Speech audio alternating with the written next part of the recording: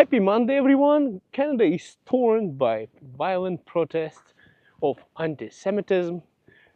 It actually happened, guys, in Quebec. I'm going to show you the footage right now. It's insane, guys. It's insane. This is what happened over the weekend. 3 people got arrested. They burned down a bunch of cars, broke a bunch of windows, and the Canadian police is not doing nothing about it, which is kind of insane, guys. Canada is turning into a third world country now. I would want to use worse words than that, but this is kind of an update, guys, for you what happened on this weekend. And I would say happy Monday, guys. Hopefully it's going to get better. The craziest part about this entire thing is that they're saying it's anti-NATO and and a Free Palestine protest, right? So guys, it's insane. If you look at this entire thing and you start to understand and you watch the world politics and the global news, you could probably understand that this kind of protests are most likely sponsored by Iran and those anti-NATO, basically terrorist sponsor countries like that, which people who are attending those protests probably don't even realize that. Meanwhile, Justin Trudeau is dancing with Taylor Swift. Well, not directly with her, but just dancing on her concert and having fun. And this is normal. While when we had in Canada a protest of, truckers' convoy protest, we had an emergency act, right? People's accounts were frozen. People were thrown into jail. And nothing even close to what has been happening with this anti-Semitism and violent protest, destruction of property by students. Nothing like this was happening and people got thrown in jail. But while this is allowed in Canada for some reason, which doesn't really make sense to me, but let me know in the comments down below if it makes sense to you. But don't worry, guys, you're going to get some GST breaks recently. So the government of Canada is planning to remove this GST, HST, and they put a list of products. And you're going to get a $250 check mailed to you if you are working.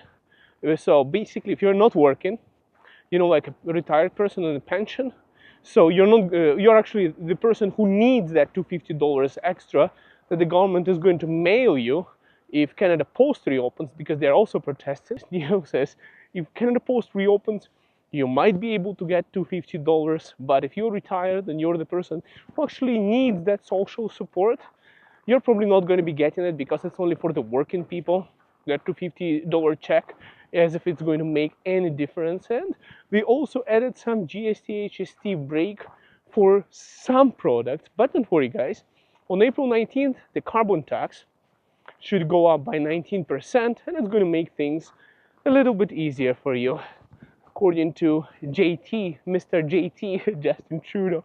Guys, I want to say, it's insane what the hell is going on in Canada. I mean, look, if those are the international students protesting, but it's insane. But, if you're an international student protesting, Free Palestine protest, breaking and committing crimes, there is such a thing, guys. I studied immigration law in Canada. I have a diploma on that thing, actually, as criminal inadmissibility. So basically, if you commit crime in Canada and you become inadmissible, you should be deported. That's as simple as that. So if you came to Canada, not for studying, but for burning down cars, creating violent protests, breaking windows, busting shops, and creating crimes, you didn't come here to study. You shouldn't be here, especially as an international student. Now that's just my opinion, guys. And I came here as an international student, and I didn't break the law. And this is insane, guys. I just don't know why Canada has double standards against Canadians who are in Canada, but in support of people that are not even from Canada. Like, for example, international students who are coming and committing crimes here in Canada, doing those violent protests right now. I don't know, guys, what the hell happened to this country. We really need a change within our government, I feel, because that's a little bit going over the top. And I know some people are going to say, let's start saying that, let's find an argument against myself. and go into my heritage and say, hey, Igor, you were born in Ukraine, so you're Ukrainian. How come you're supporting Ukraine, but you are not supporting Palestinians? Guys, I'm not saying I'm not supporting Palestinians. I'm not saying that, okay? I'm not supporting any kind of wars around the world. I'm for peace. But hear me out. When was the last time Ukrainians, hundreds of thousands of Ukrainians, let's say, came out, organized a protest, blocked the street, started flipping up and burning cars, and fighting and creating violent protests like that in Canada? There's plenty of Ukrainians in Canada right now. When was the last time they did? And they, and say that, okay, Canada is not giving us enough money, not supporting Ukrainians enough, and not hating on Russians, let's say. I never heard of such news. But this is insane movements that are happening, and I'm pretty sure it's sponsored by one of those organizations, guys, like, basically Iran, most likely. By the way, guys, I'm not a big fan of Iran. I'll tell you, I'll be honest with you. I'm not a big fan of Iran for several reasons. Number one is, of course, they are sponsoring different organizations like Hezbollah and Houthis, and they are literally supplying drones, jihadi drones, that are continuously, have been destroying and taking lives in Ukraine, and they're supporting Russia in their war against Ukraine, and on par with North Korea and stuff like that. So I'm not a big fan of Iranian regime, I would say. Not the Iran as people, but as a regime, because there's a lady even who went missing in Iran because she took off her burqa. I don't know what happened after that story and stuff like that. So they have a pretty tough life there in Iran, and people, it used to be like a Persian empire, right? It's a great people, it's a great empire over there, it used to be, and now it's I don't know what happened to Iran. It became a little bit sad for such a great people and great nation to have such awful regime that they have right now. But anyways, we can talk politics more on different other aspects. So I'll just tell you that I'm not a big fan of Iran because of them supplying missiles and drones that are destroying houses where my relatives and family still lives in Ukraine. So that's why I have to put a disclosure. Not a big fan.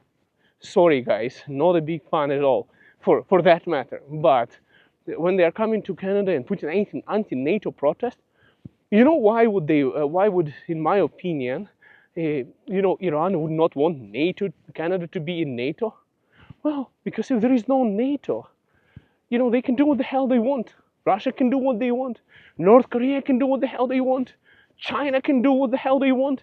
Iran can do what the hell they want. Of course they don't like NATO. It's too powerful.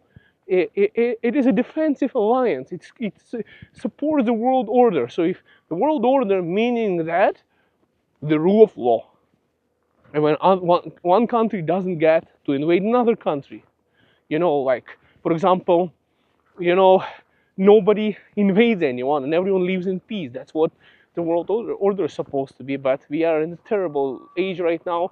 We can talk about global politics and stuff. But I want to say about Canada specifically. What the hell, guys? What did Canadians do? They did nothing against Palestinians. They didn't do nothing against, they literally help people. All Canadians do is help people. They help Palestinians, they help Syrians, they help Ukrainians, they help, even Russians who flee from the regime in Russia as well, in Canada. They help everyone. And people come here and start damaging properties. Is that how you treat people who invite you into their country, give you, shelter, give you food, and freedom of expression, freedom of speech? Guys, this is a little bit too much.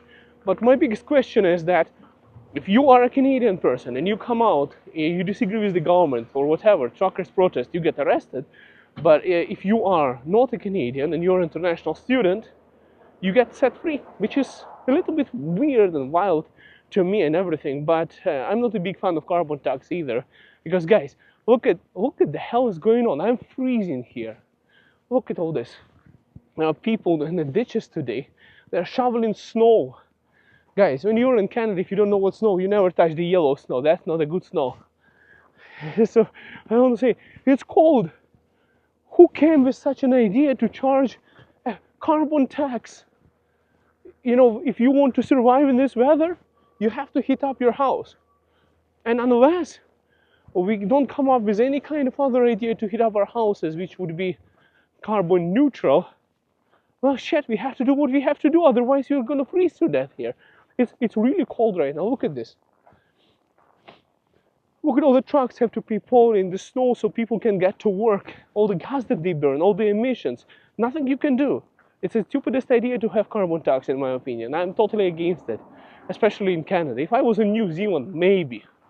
But this is not the country to do carbon tax. Maybe if it was in India, where it's always summer and the weather is just amazing, it would be awesome, guys. I went to India many times. The weather is so good, sometimes I wonder why people want to leave that country and come here. Anyways, guys, thanks for watching, and I'll keep you updated on the news. Let me know what you think in the comments down below, and see you soon. Bye for now.